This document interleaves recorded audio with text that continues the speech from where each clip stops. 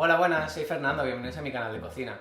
Hoy vamos a preparar pasta. A pesar de lo que mucha gente se cree, preparar pasta es súper sencillo. Solo se necesita una parte de harina, cualquier tipo de harina, y media parte de líquido, cualquier tipo de líquido. Puede ser agua, vino, huevo, zumo de hortalizas, lo que sea. Vamos a empezar por lo más básico, mezclando 200 gramos de harina y 100 mililitros de agua.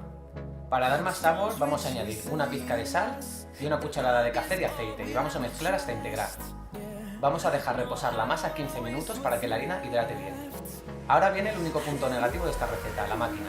Yo la compré en Amazon por 30 euros. Os dejo un enlace en la cajita de información por si la queréis comprar, aunque también podéis encontrarla en tiendas de cocina, bazares orientales, ferreterías, etc.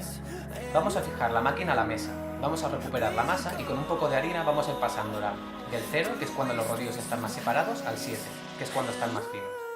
Al principio se va a romper, pero tenemos que insistir hasta que el gluten se desarrolle y quede una masa lisa y elástica.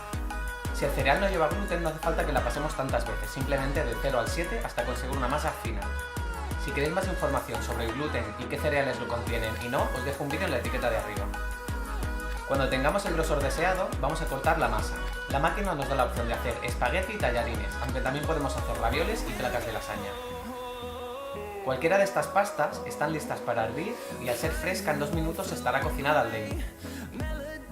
En el caso de los espaguetis tenemos que dejarlos secar, ya que están cortados tan finos que si los sirviéramos la masa se desharía y quedaría pegajoso. Si queremos guardar la pasta, también tenemos que dejarla secar.